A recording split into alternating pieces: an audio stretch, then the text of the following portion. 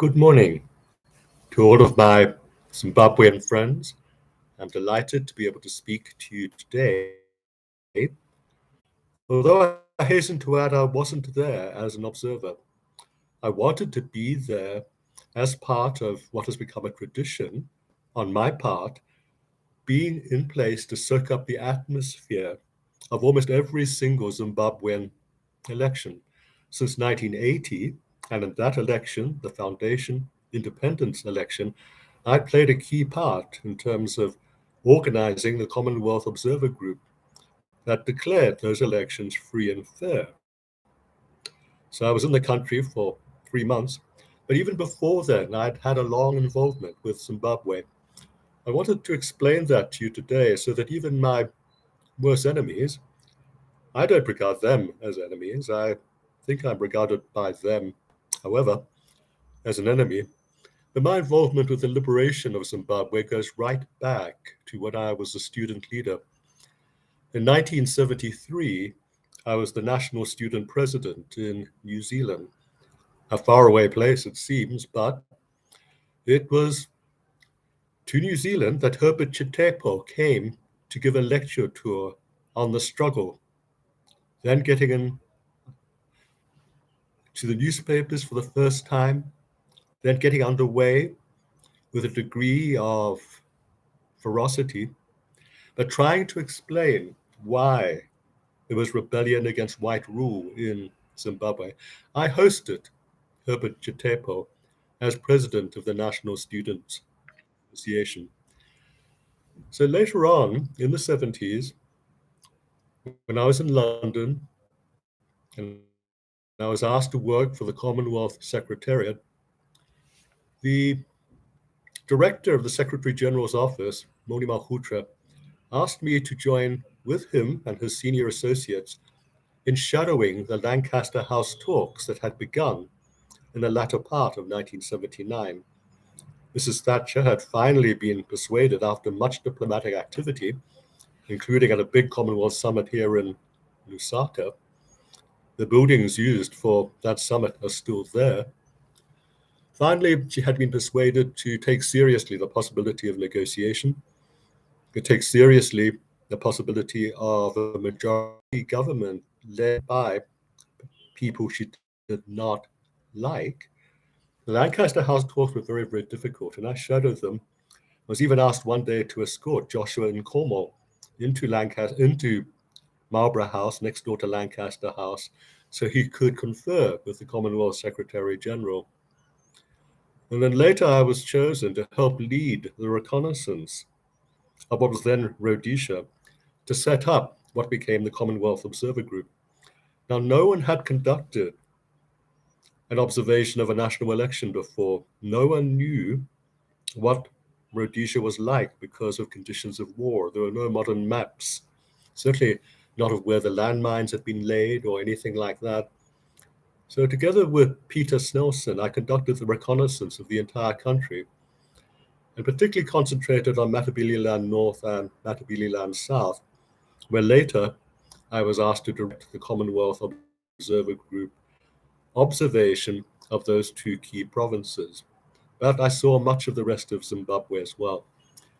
So that was early 1980. And in the latter part of 1980, I was asked again by the Commonwealth to prepare a comprehensive briefing document for the first new young Minister of Youth and Sport, then still calling herself Kurai Ropa, her liberation name, her Chimarenga name. She's now, of course, Mujuru, Dr. Mujuru. But she was a legendary fighter in the Liberation War, and I came to Zimbabwe so I could deliver my briefing document and talk to her about it in person. And afterwards, I was asked again by the Commonwealth to be restationed in Lusaka, Zambia, so I'm very familiar with this city, and to be involved in activities up and down the continent of Africa. I was involved in the cleanup and the restoration of government apparatus in Uganda, for instance, after the fall of Idi Amin, and came on a frequent basis to Harare, conducting training for the cadres of the Ministry of Youth and Sport in those early days. So I never lost, as it were, my fondness for this country. And because I've never lost my fondness for democracy, in which you're free to choose and hopefully free to observe, I have attended almost every single Zimbabwean election. There's only two that I missed, because I think it's important. I think it's important, a coming of age for a country. Yes, you're celebrating 43 years of independence, and don't forget I was there at the birth. The coming of maturity to a country when its citizens can freely choose their government. That happens here in Zambia now. And don't forget, I've been here for the majority of Zambian elections too, since the first multi-party election in 1991. I watch elections up and down Africa and other parts of the world. I just like the idea of people being able to choose. There's nothing sinister about it. And on this occasion, I was not part of an observer group, although I had been asked by many of the observer groups to come and talk to them. I was prepared to do that as a collegial gesture, but I wasn't part of an observer group. I was not working for any newspaper. I was not being paid for any work, people. I was not even researching a book on Zimbabwe. I had in mind, perhaps, making some analyses which might be helpful to a future book on election observation, which would have taken in many countries. Zimbabwe, of course, would be a case example, but it was not a primary purpose. Just wanted to be there, see what happened, enjoy the atmosphere, although I understand it's very tense right now on the eve of the elections. So it was a surprise, a genuine surprise, to step off the aircraft and be confronted by two officials. They didn't ask any questions, except to which country did I wish to be sent back. They didn't use the word deportation. They said almost nothing apart from those two questions: which country, UK, or would you prefer Zambia? So they never said, why are you here? What are you doing here? It was the Herald newspaper that made all the accusations. It's from the paper that I finally understood what was happening. And there's a lot of fluff being put about karate. So let me say something about the karate side of my life. Yes, it's true, I'm a very senior teacher. Yes, it's true, I'm also an international champion. It's true that I've been to Okinawa, the birthplace of karate. I've trained there 12 times with senior teachers who have promoted me to a high rank. I've trained in Tokyo. I've trained in Hong Kong. I've trained in Beijing. Certifications, but that's not why I teach karate, to show off these high credentials. I teach karate because I love it and I love to share it. I teach in many countries. All my teaching is free of charge. So, of course, wherever I go, I either offer to teach or I look for a place where I can train. So I've been teaching here in Lusaka, and certainly I was going to teach in Zimbabwe. That's just what I do everywhere in the world. Now, let me say something about Zimbabwe karate. It's now of a very high standard. When I first came to the country in, as I said, the early part of 1980, almost all karate was dominated by white teachers. Look at karate in Zimbabwe now. Look at very well qualified teachers. I'm going to claim a part in making that happen.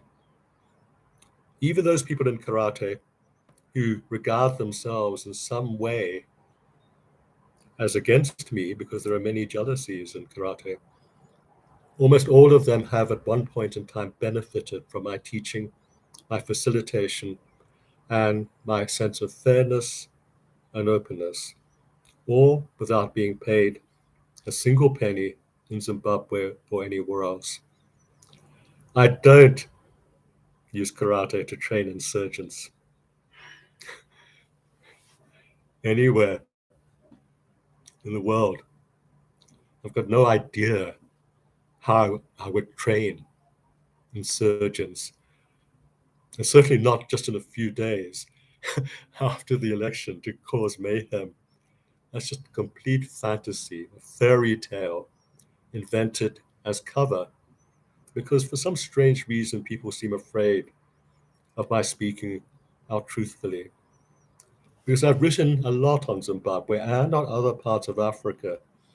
My books have been published at the best university presses in the world: Yale University Press, Cambridge University Press, etc. And I've been fair. My book on the 2013 elections in Zimbabwe, won by ZANU-PF, I said that result was. I don't take sides. Of the opposition in Zimbabwe probably doesn't like me in exactly the way as members of ZANU-PF do not like me, because I've spoken truthfully to him and to everyone else. I've criticized everybody equally. That's what an academic should do. I'm not a Zimbabwean. I'm an international academic. It's my job to offer truth to power on an equal basis.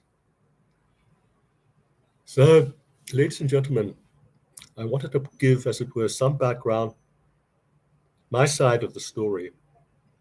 And I have nothing much more to say except genuinely to wish you well in what I hope will be your free choice tomorrow at the elections in Zimbabwe.